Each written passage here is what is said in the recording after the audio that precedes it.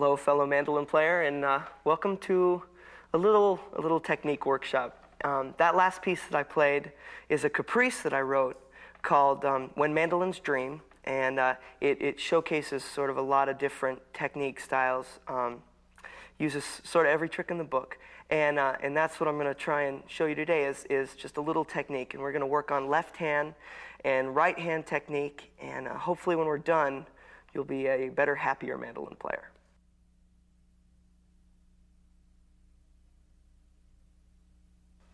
We're going to start with the right hand, as that is the hand that produces all the sound, and a hand that many people are neglecting to fully work out as far as technique. There's pick strokes to be considered, especially, and just positioning and the pick hold and everything.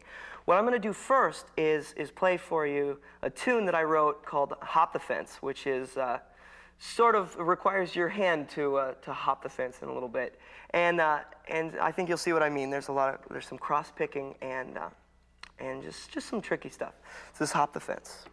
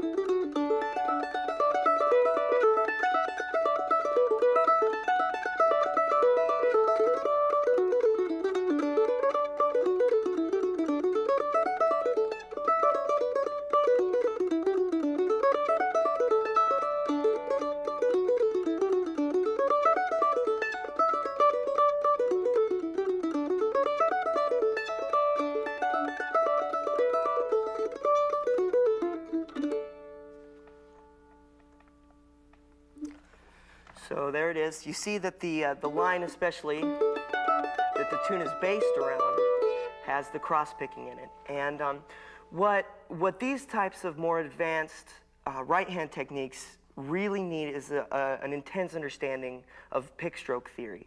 And but before we get to the pick stroke theory, we need to make sure that that our hand is loose, because we can never get the pick strokes right and loose if the hand itself isn't.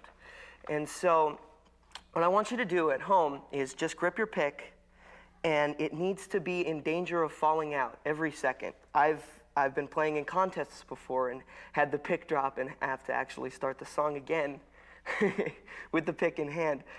So just make sure that the pick is almost ready to fall out. The way I hold the pick is with the thumb all the way across to the joint, and then with the forefinger down almost parallel with the point.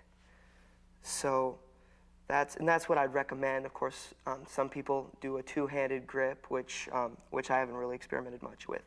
But so that's what I'd recommend, and just make sure the point here is to be absolutely as loose as possible. So just with me for a second, just dangle the pick in the air, just sort of swing it back and forth, and that feeling of looseness is something you should really get acquainted with, because it's going to save you lots of pain and suffering as we start working with the pick strokes. Tim O'Brien, who has one of the loosest wrists in the business, I'd say, always says that if it's not like flinging out a dish rag, then you're doing something wrong. So if you're doing this, your hands can be moving, or your fingers can be moving around, and just make sure that there's not a tense muscle in your entire hand. So now that we've got that, let's talk about positioning on the mandolin. I wouldn't recommend planting. Many mandolin players, many great mandolin players have found that it works for them to plant two fingers on a pick guard, which I don't have, or on the top of the mandolin.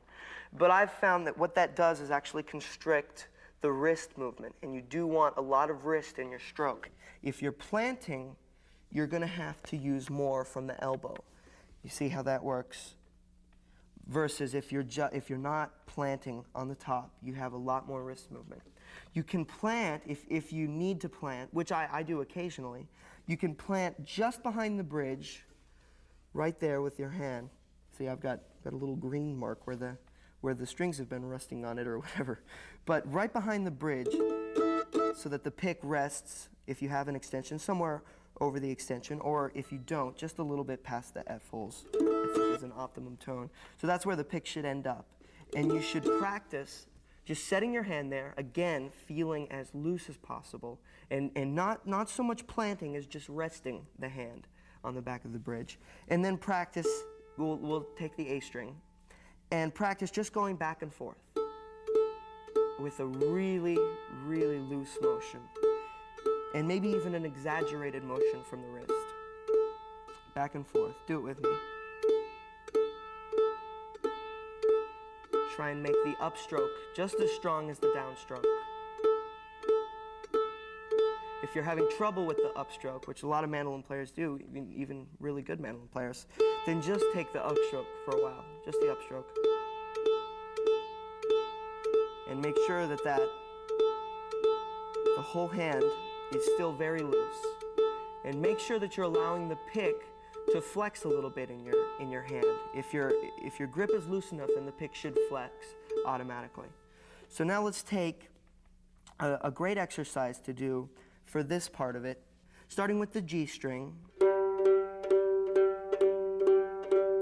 doing 4 on each string. 1, 2, 3, 4. 1, 2, 3, 4. 1, 2, 3, 4. 1, 2, 3, 4. And then back down. Just concentrating on gripping the pick very lightly and keeping your wrist loose, just barely resting on the back of the bridge. There should also be no tension up here.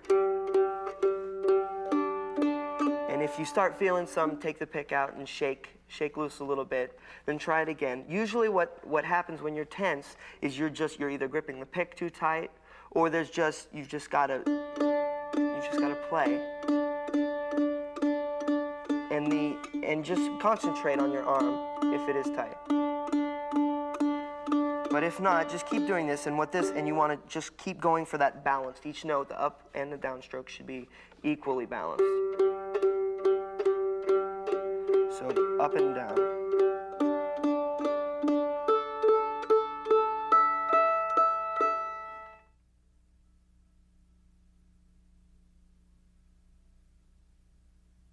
Now let's move on to the pick stroke theory that I was talking about before. Pick stroke theory is all based on the 1 and 2 and 3 and 4 and the eighth notes. So in a song in 4/4 time, we'll take Red Haired Boy, a traditional fiddle tune, as an example. You have your 1 and 2 and 3 and 4 and 1 and 2 and 3 and 4 and. Now every eighth note should be down, up, down, up, down, up, down, up. So down, up, down, up, down. Then when you get to a quarter note, which will always be a down, you'll resume on a downstroke, because a quarter note takes up the same space as 2 eighth notes, which would mean that if you were playing 2 eighth notes, you'd be going down, up, and resuming on a down. So down, up, down, up, down, down, up, down, up, down, up, down, down, up, down, down, down, up, down, up, down, up, down, down, and so on.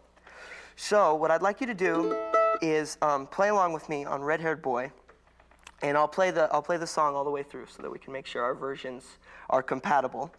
And watch my right hand, especially right now. Watch for the pick strokes.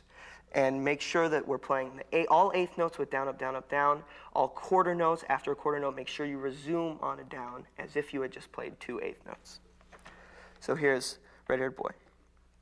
1 and 2 and 3 and 4 and.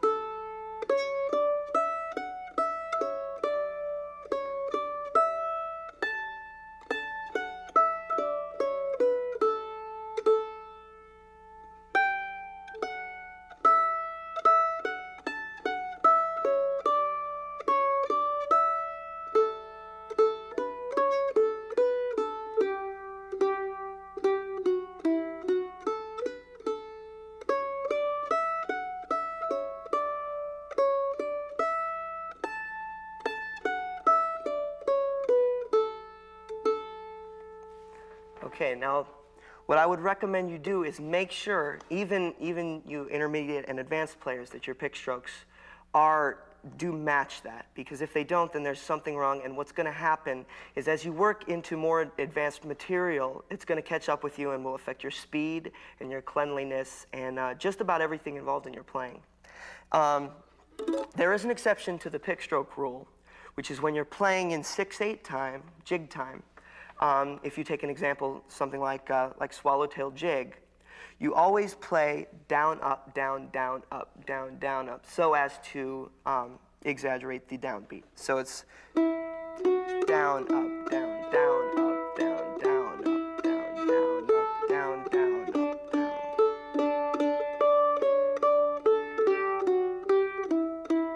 And what that does is, again, it just emphasizes the downbeat. That's the only exception to the rule. Now, when a lot of people ask about pull-offs and hammer-ons and how do you treat the pick stroke rule then, and what you do is you treat it just as if your hammer-on or your pull-off was a pick stroke. So if you're going along and you're playing, say, an ascending scale with hammer-ons,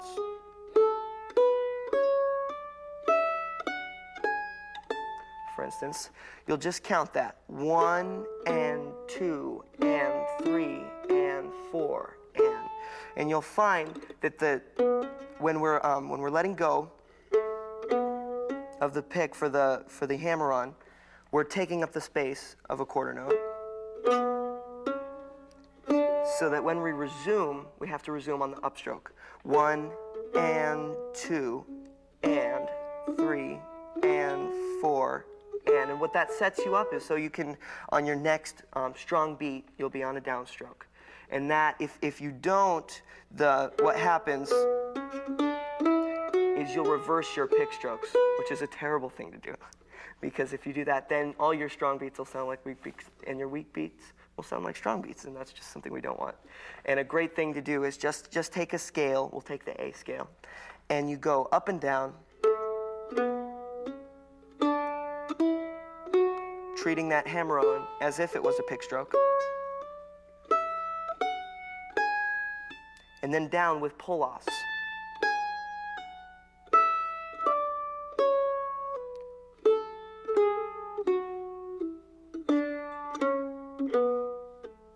Now I'll call out the pick strokes as we do that. Play along.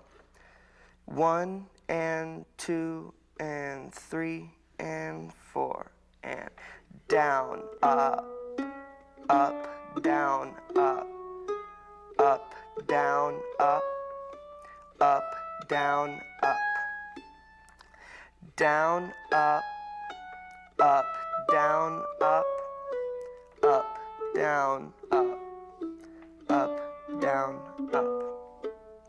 That's a great thing to do if you're practicing your hammer-ons and pull-offs and really need to know what to do with the pick strokes. I play with a lot of people who get those pick strokes reversed during the hammer-ons and pull-offs, so definitely watch it in all the things that you're playing.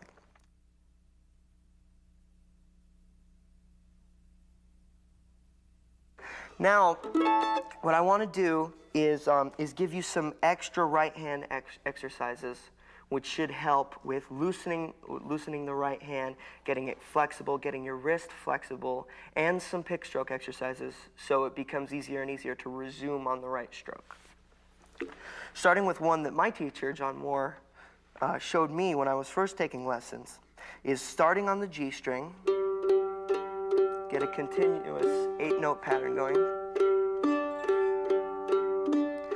and you'll start taking the 4th note, 1, 2, 3, 4, and playing the string below it. So G, G, G, D, G, G, G, A, G, G, G, E, G, G, G, A, back down.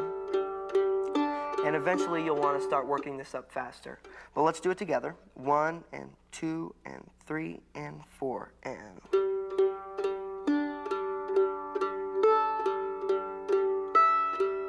Make sure that your wrist is loose and going back and forth in a very fluid motion.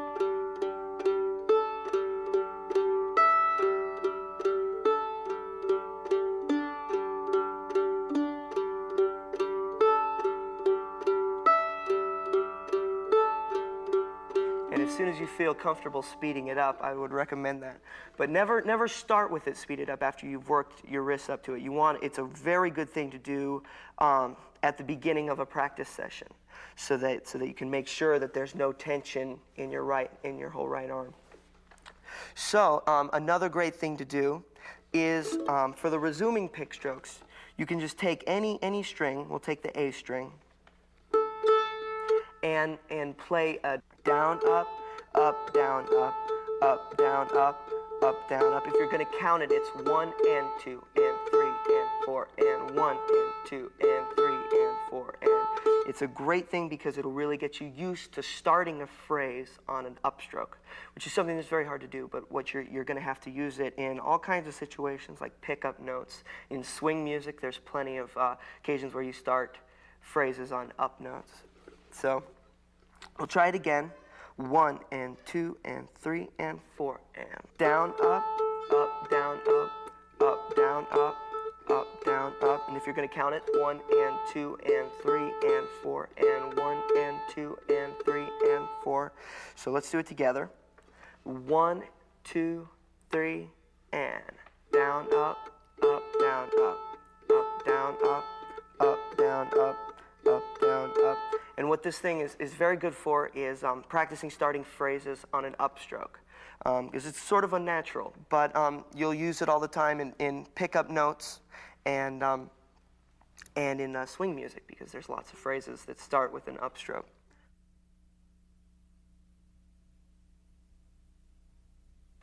All right, now we're going to run through Swallowtail Jig in full. I'll play it first very slow, and then a little bit quicker after that. Remember that it's the down, up, down, down, up, down, down, up that allows us to establish a strong beat. There's a pickup note, so it's 1, 2, 3, 4, 5, 6, 1, 2, 3, 4, 5, 6.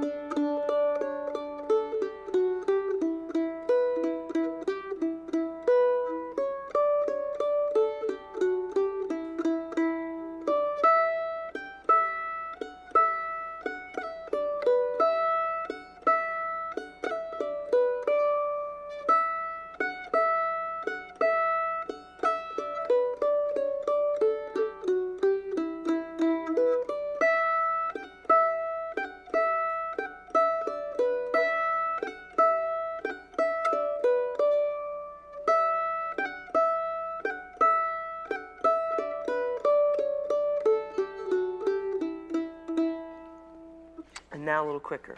1, 2, 3, 4, 5, 6. 1, 2, 3, 4, 5, 6.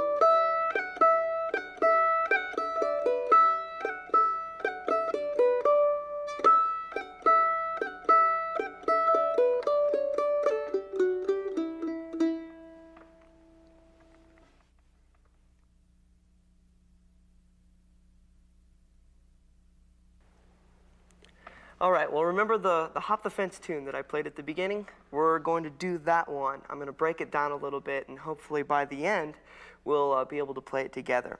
Now, the trickiest thing in Hop the Fence is the little cross-picking thing that happens at the beginning. And just taking that very slowly right now, it starts...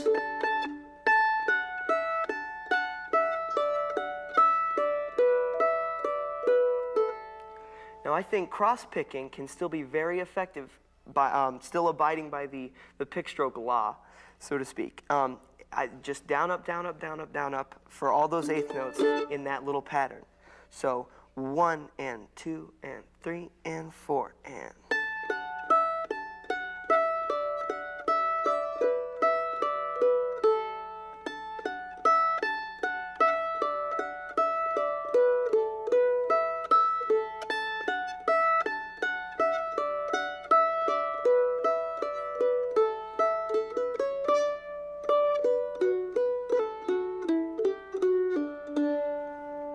There is some, you'll notice it right at the end there, there's a few pull-offs, and just remember to resume on whatever stroke you would be playing if you had picked it.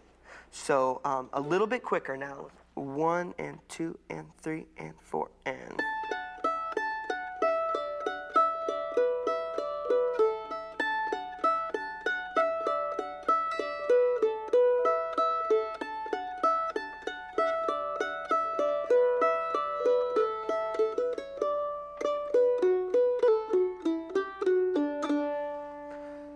So that, what you really need to concentrate on, there is some skipping that happens, especially between the D and the E string in that pattern. But you really need to make sure there's a lot of wrist movement, that nothing's tight in here, and that everything's really flowing together, because that's what cross picking is all about, is trying to make it sound like somehow you've got more strings to work with than you actually have. So one more time, just a little faster. 1 and 2, 3, 4.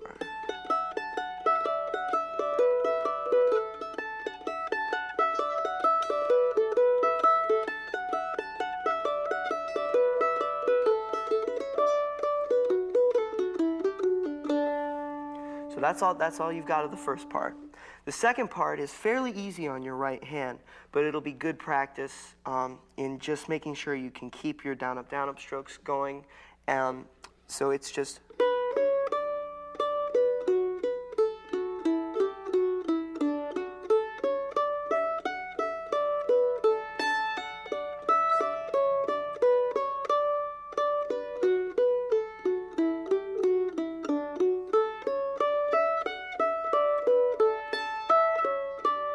So you see that really the only tricky thing is that there are some pull-offs there that happen on upstrokes.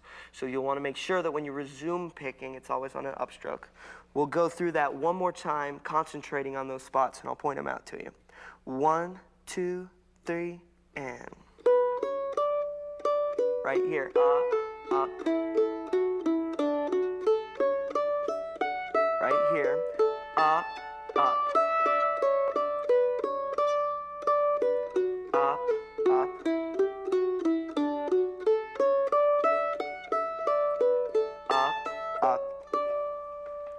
So now let's try the second part just a little faster. 1, 2, 1, 2, 3, and.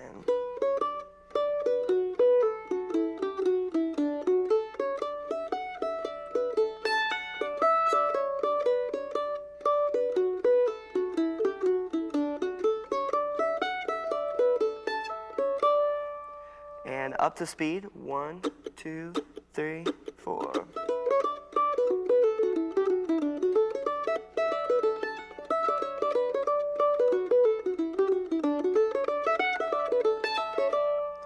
And the reason, you might be wondering, well, why don't you just play it with all down up strokes, is that, and the reason we put any pick stroke variants using the hammer-on and pull-offs is because it puts interesting accents in places that you might not expect it.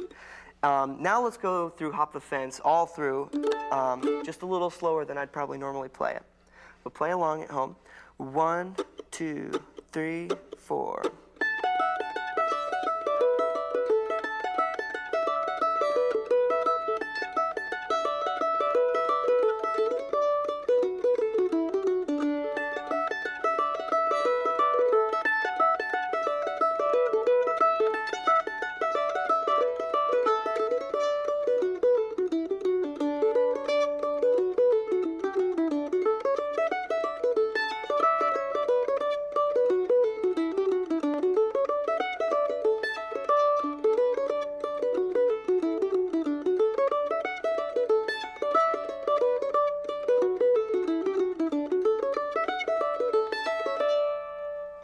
Now we'll do it up to speed, and after I play it through once, I'll play the chords and you can play through it. So we'll be jamming.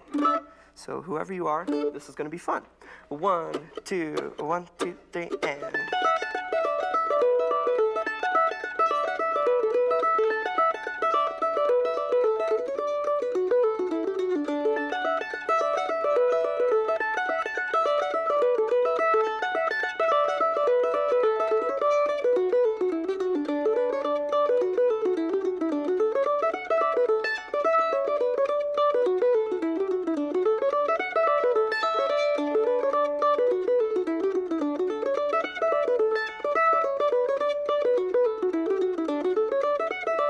All yours.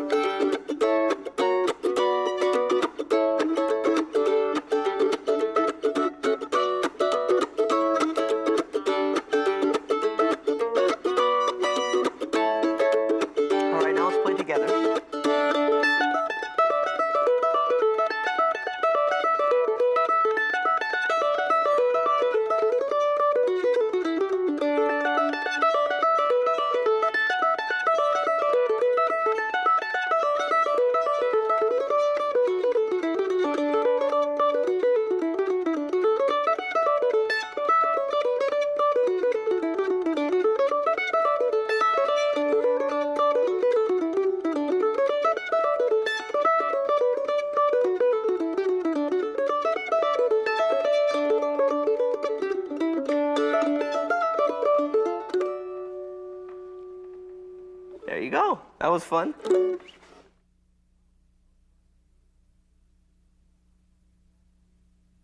right, we're going to talk about some bad habits right now, and the one I want to pick on most is anything that makes your hand tight or your arm tight. A lot of people, when they start getting to playing, they start making a fist. They start clenching, and everything gets in tight. Especially, it hurts the wrist area, which is really going to hurt your mobility as far as just the wrist control and flexibility are just it's going to be very bad, basically. And another thing I want to guard against is locking the elbow. And of course, we know that Sam Bush is just an incredible mandolin player, and he plays this way because he actually broke his wrist in a car door, and it works for him obviously very, very well. But I think you'll be a little happier if you get that wrist moving. So I would advise against locking the elbow.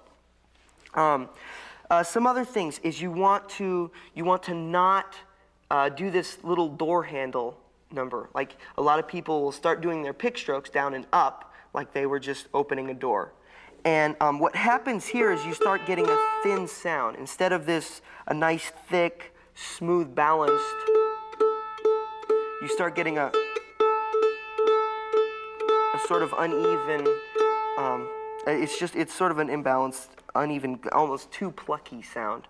And we'd like to guard against that. Plus, you'll find that if you keep doing that, if that's a problem you have, it's going to really, it's just going to impede your speed and not be a very good thing, which is why they're called bad habits.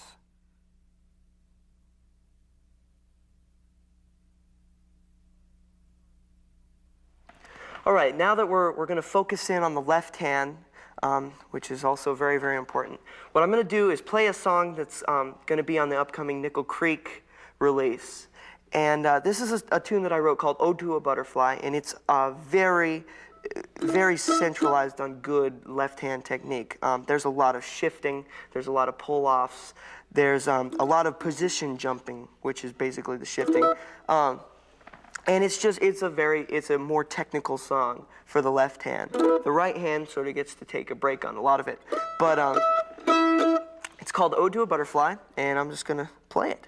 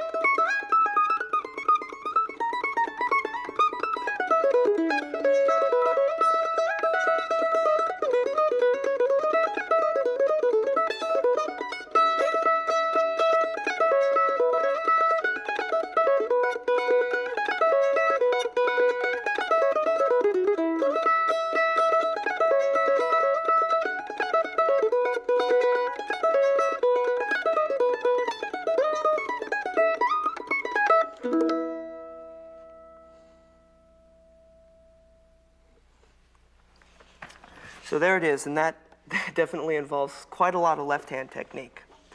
Now, I really like to stress the left hand, as I feel that a lot of players are sort of looking to their goal of what they want to sound like, and avoiding to be very, very careful with how they treat their left hand. And the left hand, of course, gets actually the brunt of mandolin's technique problems, I'd say, just because of the way people are positioning it in the first place. A lot of people start with a bad hand position. They start with the position that's certainly more natural, because your left hand, it hangs at your side like this, sideways, and so they come and bring it up to the mandolin like this.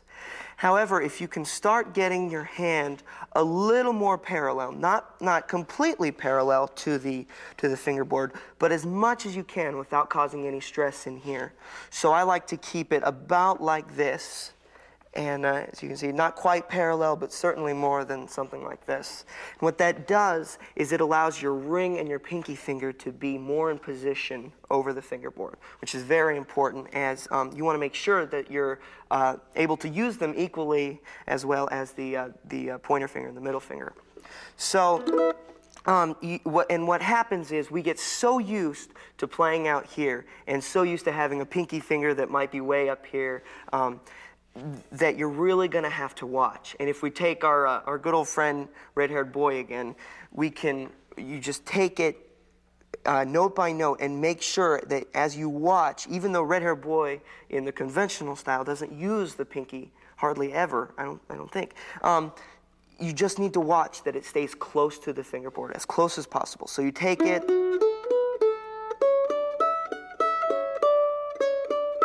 and make sure that it's not creeping up on you. And you can do that with any of your normal songs, just songs that you've already learned. And make sure that you watch it the whole time, because it has a very nasty habit of wanting to get way the heck up here, which is just not a good thing. Another bad habit that people have is playing with their fingers too high up off the fingerboard. After they fret a note, they have a problem where they'll lift it way up here. And so what you end up is something, which is just sort of disjointed and not very clean, kind of staccato, which we don't want. We want it to be as smooth as possible. So you really need to keep your fingers as low to the fingerboard as possible without deadening the note. And a great way to do this is just playing a scale and making sure that each finger is as close to the fingerboard as it can be. So if you're doing...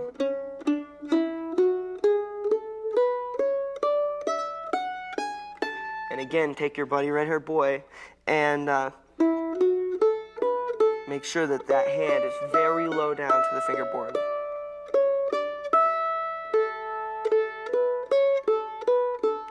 What this does is it allows you, it just cuts down on all the time it takes to get your finger from up here to here and then back off again.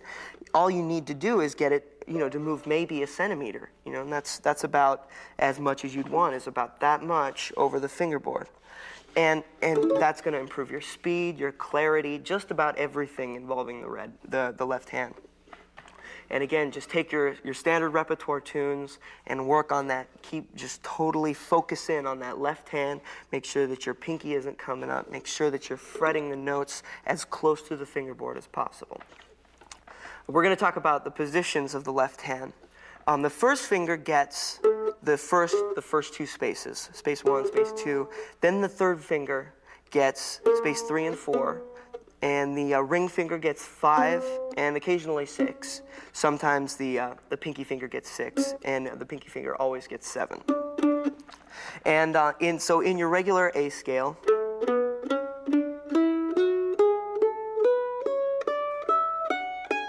that's first position.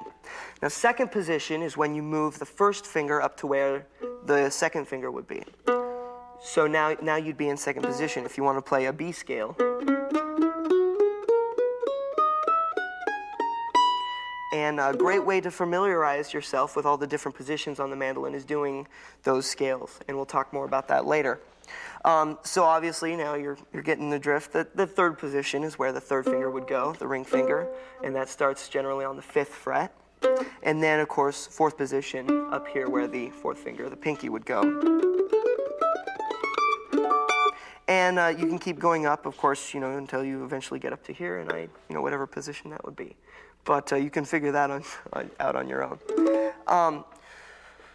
The next thing I'd like to talk about is shifting, which is something that in that Ode to a Butterfly song that I played is a very important thing. And that is when, in a song, you go from one position, say in Ode to a Butterfly, there's a lick that I play during my solo that goes...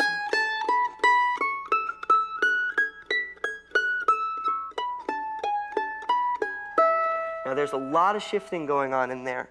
The first, right here, you're starting in second position. Then you jump up here to what is fourth position. Then your first finger is going to jump all the way up here to the 12th fret. Your pinky's going to grab that high note.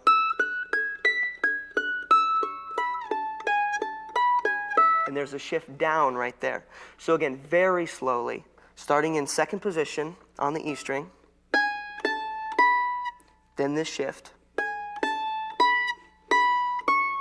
then this shift. Now, the middle finger moves here, so it plays two notes in a row, but you still stroke it. So the whole lick is...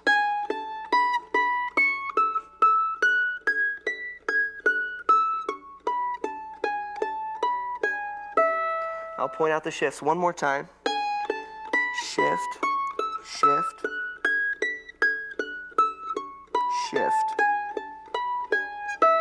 And then that open note puts you back into place. And we'll be working on Ode to a Butterfly a little bit more. But that's an example of shifting. And the way to make sure that you're doing that smooth is by playing the set of scales that I'm about to show you.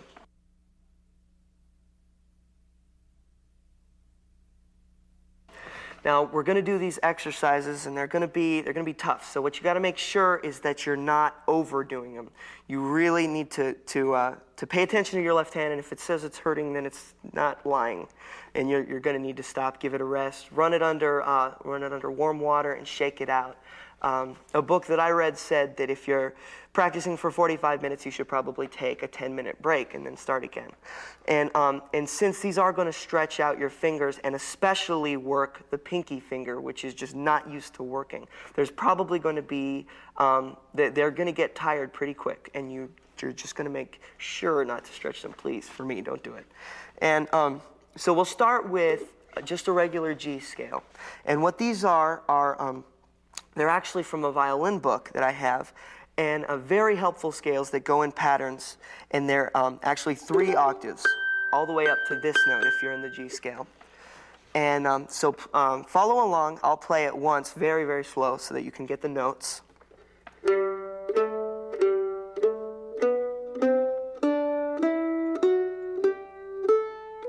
Right here there's a shift, and another shift. And here's a little shift with the pinky, and another shift, big shift by the pinky. And the pinky plays all closed notes on the way down. And then you play those notes so that it comes back even. Now I'll play it up to speed so you can hear what it actually sounds like.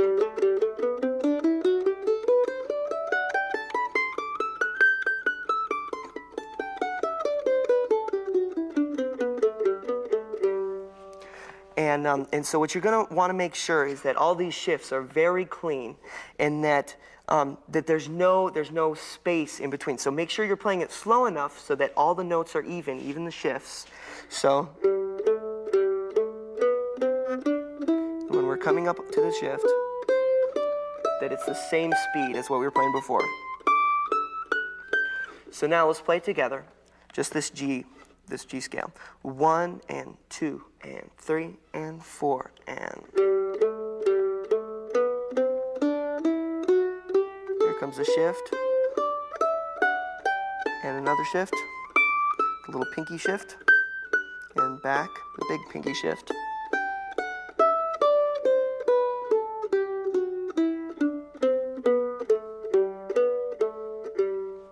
And now what you do with these sets is you can keep speeding them up until you get to your limit as far as the shifting, and it'll keep getting a little faster, but don't push yourself too hard because it's stressful on the fingers when they're not built up for it.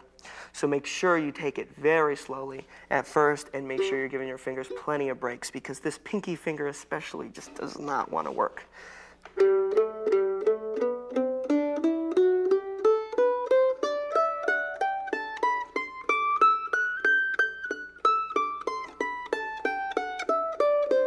As soon as you get down to the bottom, start it a little faster.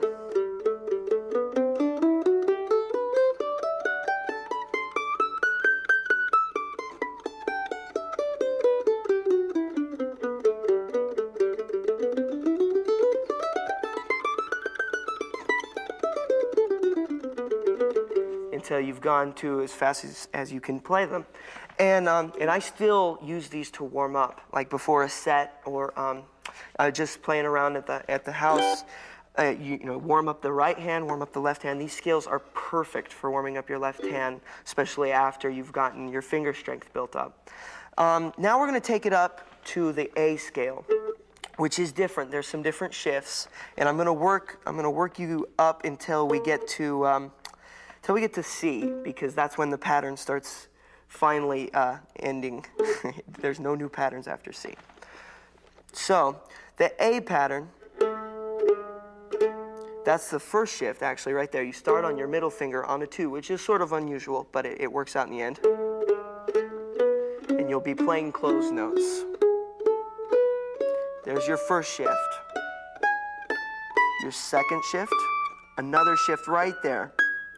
Now on the back, on the way back, your pinky makes the first shift by going right there. Then the ring finger, then the middle finger.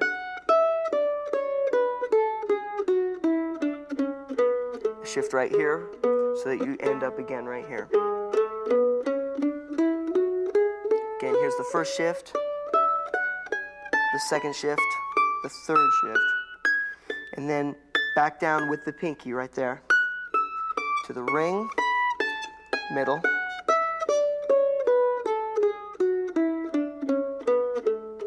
and that little shift right there. And so this is a tougher scale and is a little bit harder on the pinky, so you want to make sure you got the G one first before you start this one. So let's start it together very slowly. 1 and 2 and 3 and 4 and.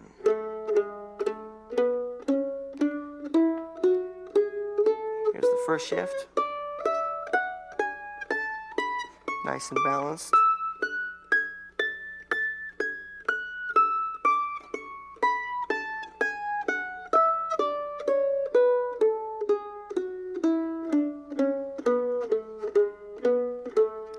Not only are these great exercises for your fingers, but it's also a great exercise in gaining knowledge of the fingerboard, because it's really, it's just very helpful to know what these notes are up here that Mr. Lloyd Lord gave us, and they're fun notes. They're very high, and so it's good to use that space up there. The mandolin is one of the few instruments that gets to go up that high and still have frets. So let's do the A scale again, just a little bit faster. 1 and 2 and 3 and 4 and.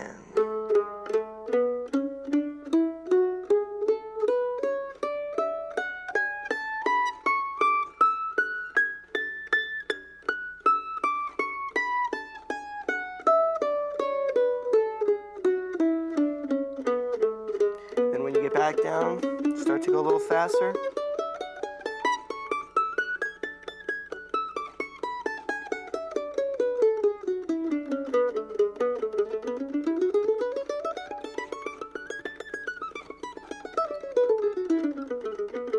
And always watch that your hand isn't starting to do the flopping number, the dead fish. It's not a good thing.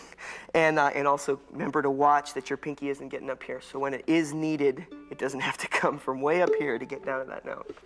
So those will really help you. Here's the B flat. I'm not going to explain as much about the shifts because hopefully you'll be able to see them by now. So I'll just start it slow.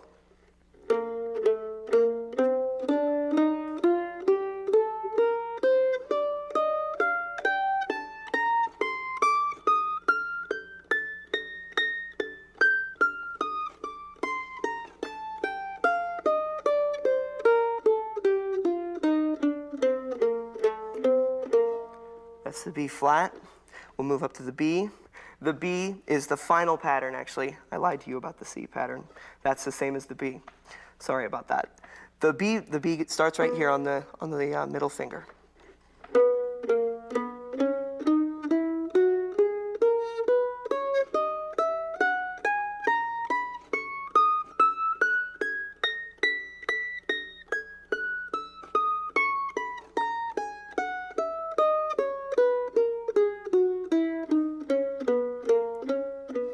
And that's the last one. After that, you can keep moving them up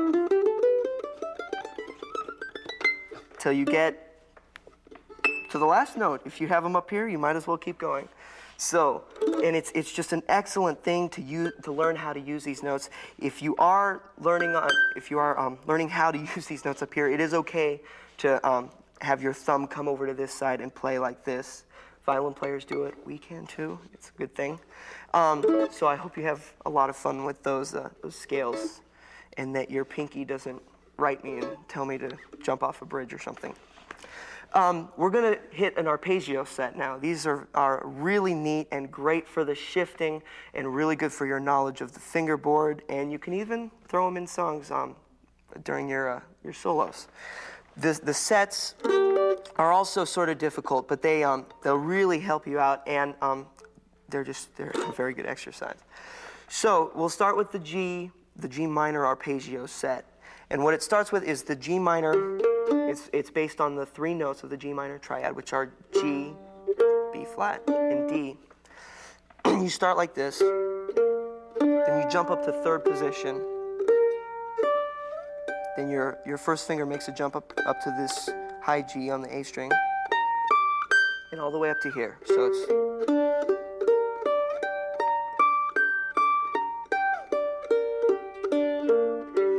there's a big shift in there for your ring finger.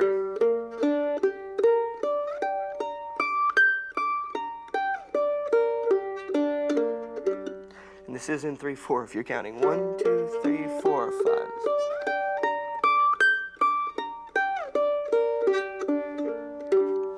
So and then the next one after that is a G major.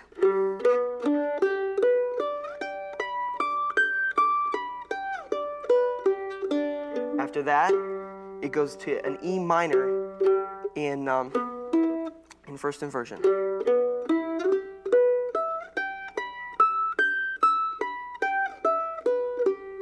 Then a C major in second inversion.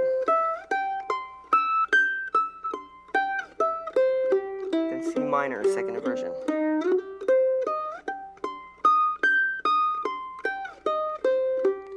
Then a diminished.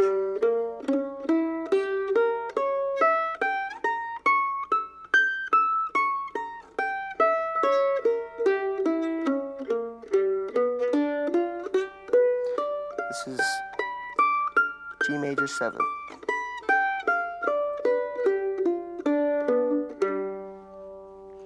So one more time from the top. It starts with the G minor.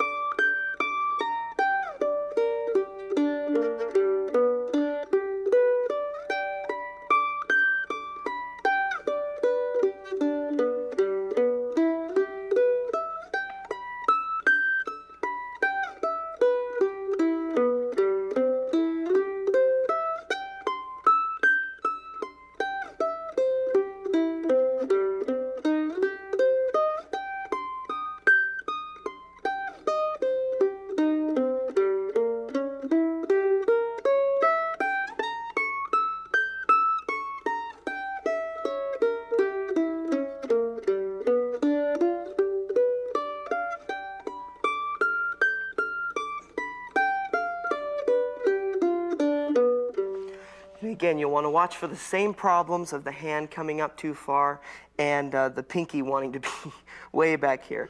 So, and these are another thing that you just speed up as you can, and another thing that I definitely warm up on almost every time I pick the instrument up.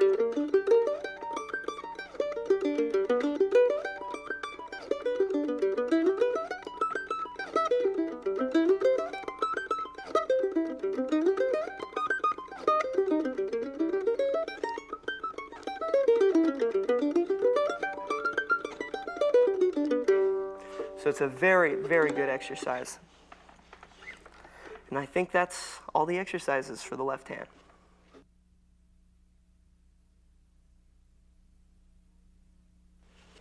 Before we move on to sort of dissecting Ode to a Butterfly, I'd like to talk a little bit about pull-offs and hammer-ons and that kind of thing, because there are quite a few in that song.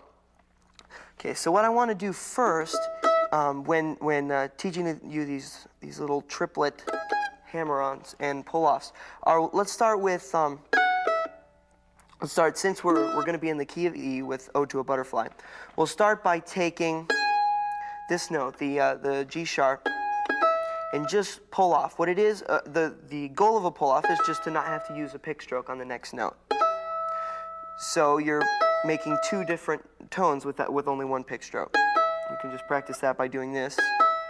The kind that are most prevalent in Ode to a Butterfly is when you're pulling off to a different fretted note. And what they are is actually 16th notes injected into an 8th note melody. So if you were to pick them,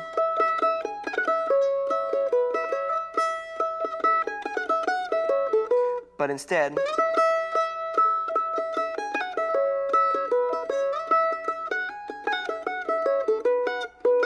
so there's all kinds of hammer-ons and even slides in this song. But so the way to practice these is just by taking a note that you're going to pull off, setting the index finger on a note somewhere below it, and doing something like that. And what you're going to want to make sure of is that each note is very, very clean. It's got to sound like it was picked.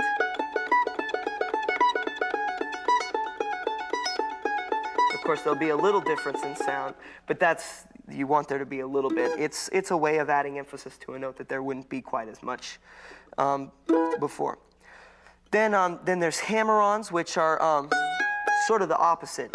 If we'll take this, only we'll reverse it. We'll start with this, and with the pick stroke, hammer on with this finger, and it's a pretty simple concept. And again, you can do it the same way. You're going to have to come down pretty hard with the second finger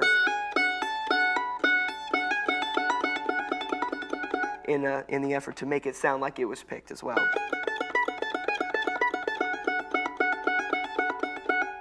And so in Ode to a Butterfly, you'll find all these various pull-offs, and the slide is basically the same thing, only you'll use the same finger. One thing to be careful about with the slide is that you're not using a finger to slide that's going to end up making the next little phrase almost impossible to play. Like if the slide is from 4 to, from your 4th fret to the 7th fret, and you use your first finger, chances are when you get back here, it's going to be something of a problem.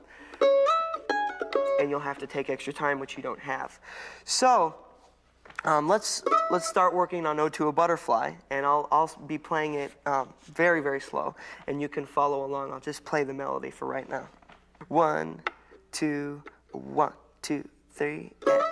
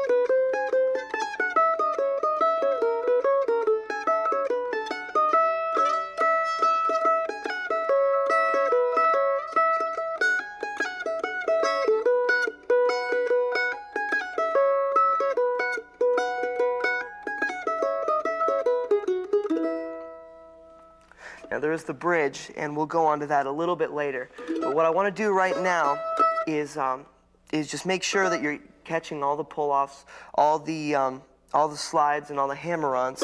We'll go by again, and I'll show you carefully each one that I'm doing, because they sound a little strange, and sometimes they're a little bit difficult to pick up.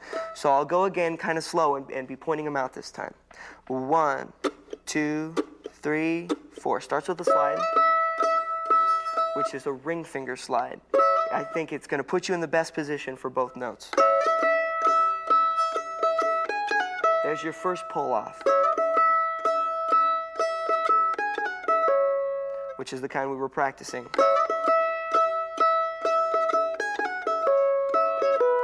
Another of the same ring finger slide from the 4th to the 7th fret. So from the beginning again.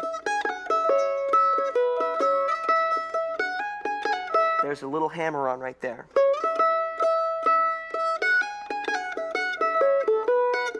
Then the second phrase starts. So I'll try from the beginning of the first phrase again.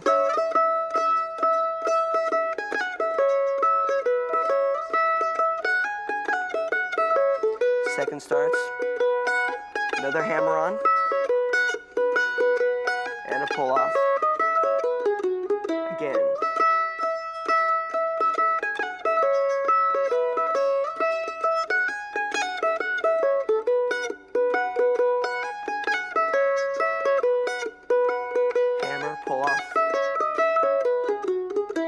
So there's the first part, and it's loaded with the hammer-ons and the pull-offs, but the slide shouldn't be very tricky.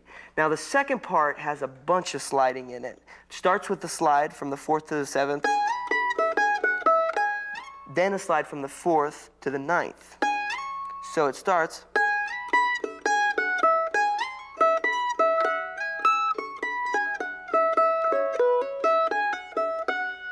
That's the first phrase. So let's work on that a couple times. It starts with the slide from 4th to 7th, then 4th to 9th,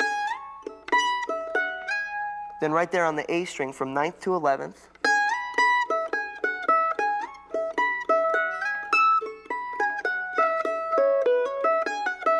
and right there that's a hammer-on to a pull-off in a triplet form. So, starting again from that phrase.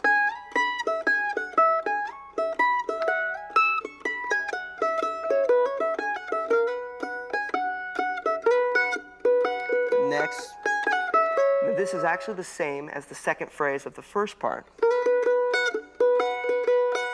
Hammer.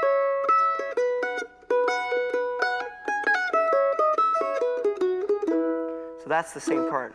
Taking it easy on you on that part. But so here's from that, we'll do the first half of the second part again. And I'll count it off for you. 1, 2, 3, 4.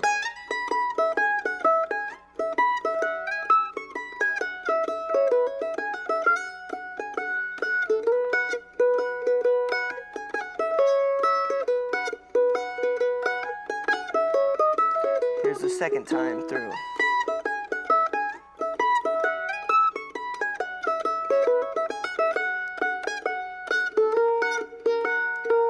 Pull off.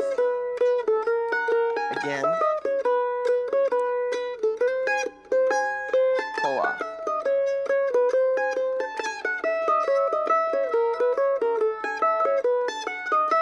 And it starts again. So now we'll try the whole second part again. Be really watching those pull-offs and the slides and everything on that second part, because they're very important to the lilt of this song, which is, of course, supposed to be sort of like a butterfly fluttering all around the way butterflies are known to do sometimes. And mandolins can do it too. So we'll start with the second part again. 1, 2, 1, 2, 3.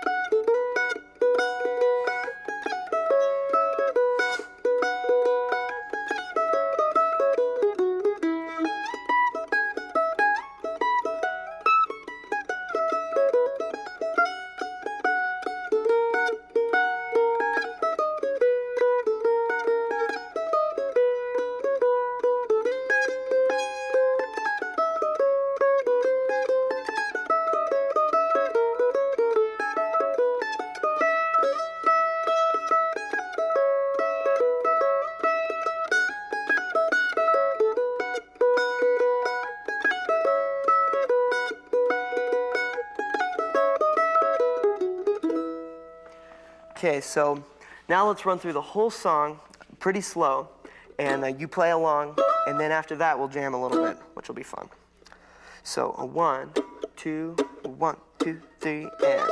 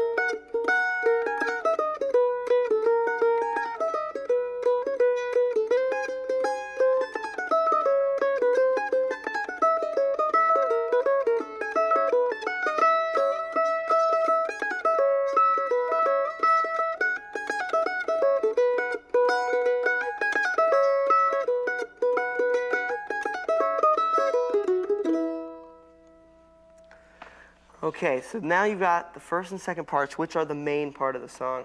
Now the bridge, I'm just going to play through once. It's got a lot less technical for the left hand, but just to complete the song. So I'll play it through slow, and then we'll jam on the tune. 1, 2, 3, 4.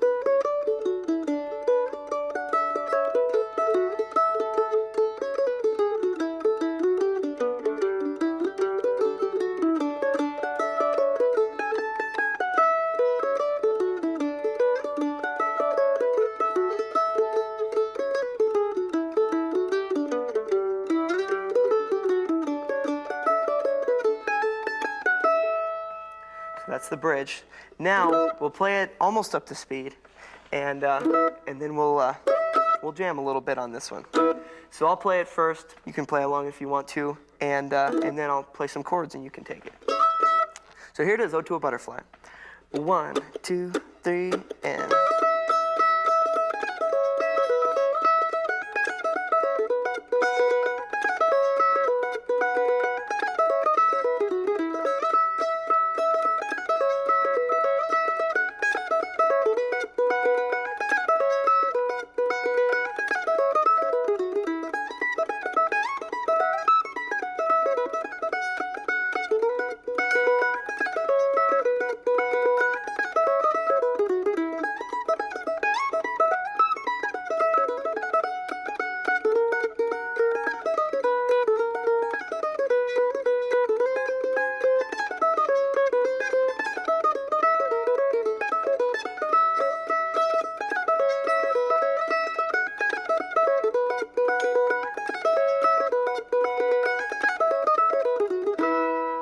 You go for it.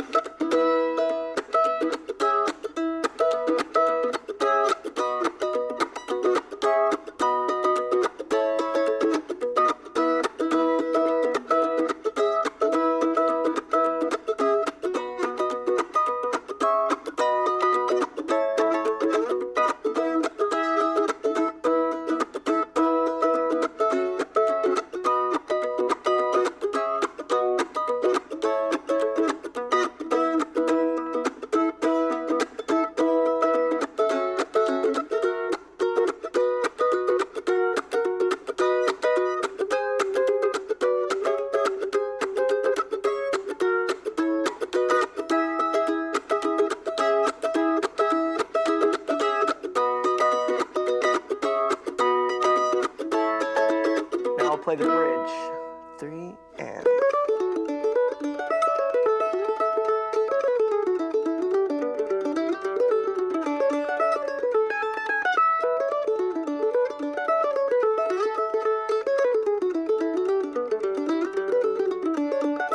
Let's play the bridge together.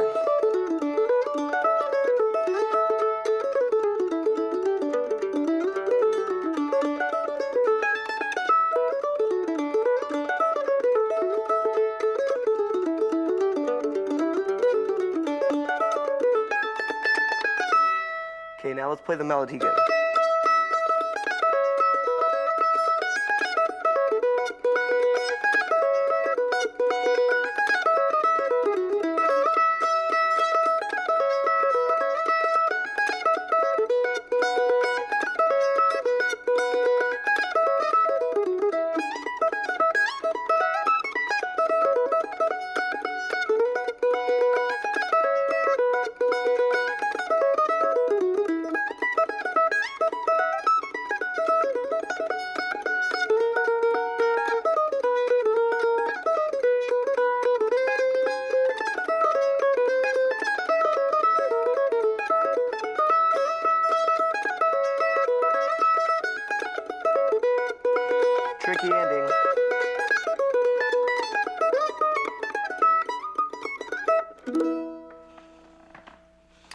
Good job. That was fun.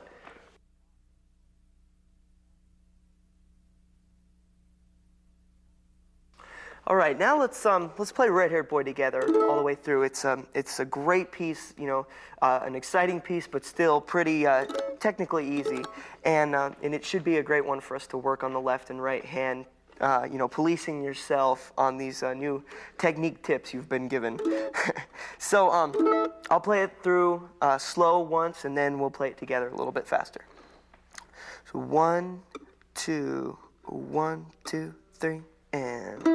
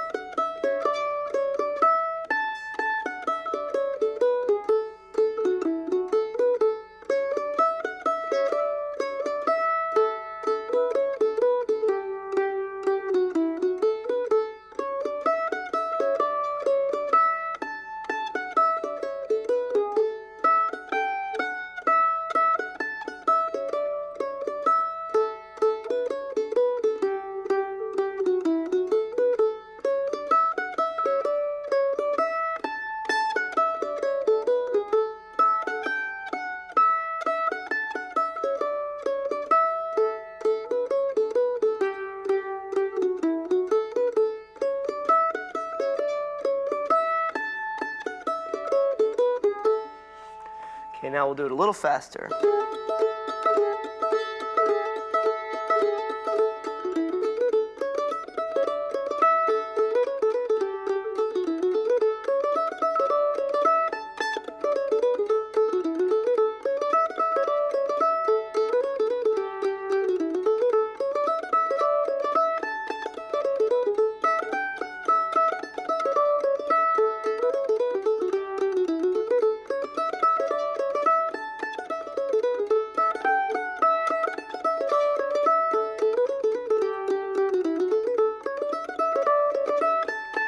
Go for it.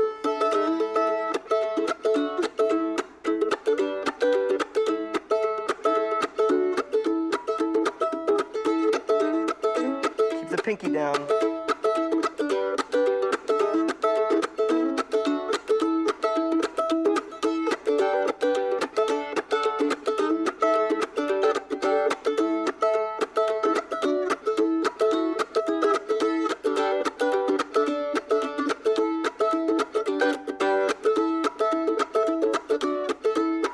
Play together.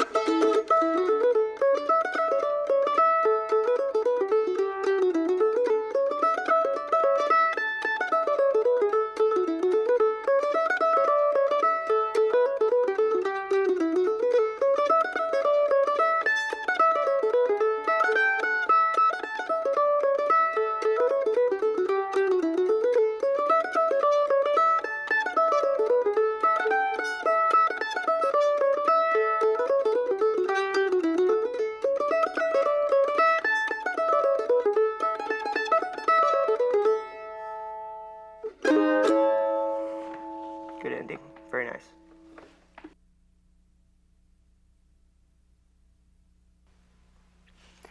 All right. Well, just in case you're into this sort of thing, and I assume that you are, being a mandolin player, we'll do some equipment inspection here. This is a Dudenbostel mandolin, and it was made last year. Well, I don't know when you're seeing this, but it was made in 1998. And it's only the fifth mandolin that Lynn has made. He's out of Knoxville, and it's a custom mandolin built as closely to a Lloyd Loar model Gibson as possible. I have a very, very low action, and lower than most mandolin players like, but I feel that there's really no reason to stress the fingers out, and you do lose maybe a little volume, but I don't think enough volume to where it's too much of a compromise. I also like a radiused fingerboard, and I really love, as far as strings, I'm using the flat top set from Diodario, and the gauges are 39, 24, 15, and 11. And I really find that the set, it has a wound A string, which is I find really helps balance a mandolin, which is what I really like best about this mandolin. And as far as picks, I sort of go in between a couple of different models, but I do like the triangle shape, and generally pretty thick. I don't like much thinner than 1.10 or so millimeters. And this one right here is a Dunlop 1.14 millimeter, and I like it a lot. But those are some specs for you. It's been really fun doing this video for you, and I hope it helps you out a lot. A couple of closing tips: remember to remain very, very loose. In your effort to get where you're going, don't remember that you have to stop at all the points. Don't try and skip anything. Don't try and fly over anything that could be very important. You want to be a complete player and have the technique to be able to do all kinds of different mandolin tricks. And so if you be careful to stay on the path and don't try and find any shortcuts, you'll be definitely on your way. Maybe not as fast as you wanted, but definitely a safer way that's really going to get you there. I guess I'll close with a song that's going to be on my new album, and it's a song that was sort of inspired when I was sitting on my front porch. If you have a front porch, always write your instrumentals on your front porch. It's much better. There's something about front porches. I don't know what it is. But this is one that was written while at sunset, and it was actually raining, which was kind of strange. So we came up with this song. It's called Raining at Sunset. Thanks again for watching.